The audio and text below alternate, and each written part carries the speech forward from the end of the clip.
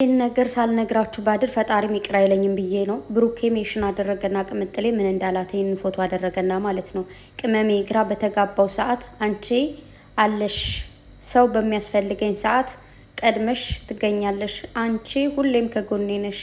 በጣም የምትወዱት ሰው ማመስገን ይከብዳል፣ ቃልም ያጥራል። ብቻ ኑሪልኝ፣ ማንንም ሳትሰሚ ትልቅ ደረጃ እንደምትደርሽ እርግጠኛ ነኝ፣ ኑሪልኝ ብሎ ልብ ቅርጽ ዱቅ አደረገ ማለት ነው። እና ምን እንደሆንኩ ልንገራችሁ። እንባዬ ዝርግፍግፍ ሎርፍ ለራሴ ከፍቶኝ ነበር።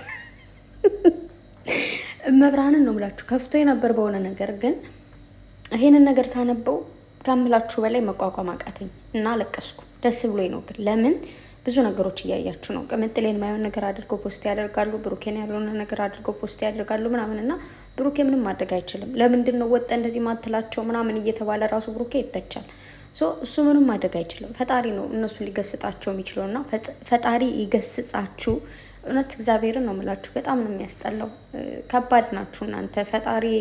ፈጣሪን ያልፈራችሁ ሰውን ስለማትፈሩ እሱ እንኳን ምንም ቢላችሁ እዚህ በፊት ማንም እንዳትናገሩብኝ እናንተ ምንም ስላላችሁ እኔ እሷን መውደድ አላቆም ብሎ ተናገረ። ግን ምንም ነው የማይሰሙትና ፈጣሪ ልቦና ይስጣችሁ ማለት ነው የምፈልገው።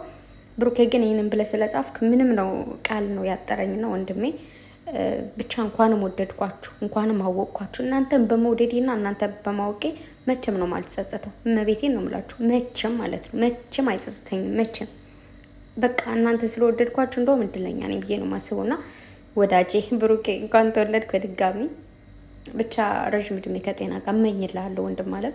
ቅምጥሌ የኔ ቆንጆ ትናንት ማየታችኋታል። ማነው ቅድምም ቲክታክ ላይ ታችኋታል። መጣ እየቀወጠችው ነበረና የኔ ውድ ሁሌም የመረብሽ ሁሌም ቀውጭው።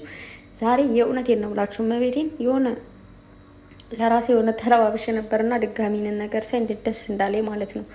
በቃ የምትወዱት ሰው ሲጀምር ማመስገንም ለምትወዱት ሰው ልትቆሙ በጣም ነው እንትን የሚለው የሆነ ራሳችሁ መቆጣጠሩ ላይ አቅላችኋል ምናምን እና ብዙ ጊዜ ምናልባት በቃልም ያው የእውነት አንዳንዴ ያወራሉ እኮ ምናምን፣ ግን በጣም ብዙ ነገሮችን መገላለጽ አይችሉም። በጣም የምትወዱት የምታከብሩትን ሰው ደግሞ መግለጽ ትንሽ ይከብዳል። እና ለማንኛውም በመድኃኔዓለም ለማንኛውም በደንብ ስረጋጋ ነገር አወራለሁ። ግን ይችንን ነገር ሳልነግራችሁና ሳላሳያችሁ ቲክታክ ማትጠቀሙ ስላላችሁ እና ለምንድን ነው ብሩክ የሆነ ነገር ማትላቸው ወጥ የሆነ ነገር እንዳትነኳት እንዳትደርሱባት በላቸው ምናምን እያላችሁ ብዙዎቹ ኮሜንት ስታደርጉ ምናምን ስለማይ ማለት ነው። እና ፈጣሪን ያልፈራ ሰው በፈጣሪ ያልተመለሰ በሰው አይመለስም። ባይዘው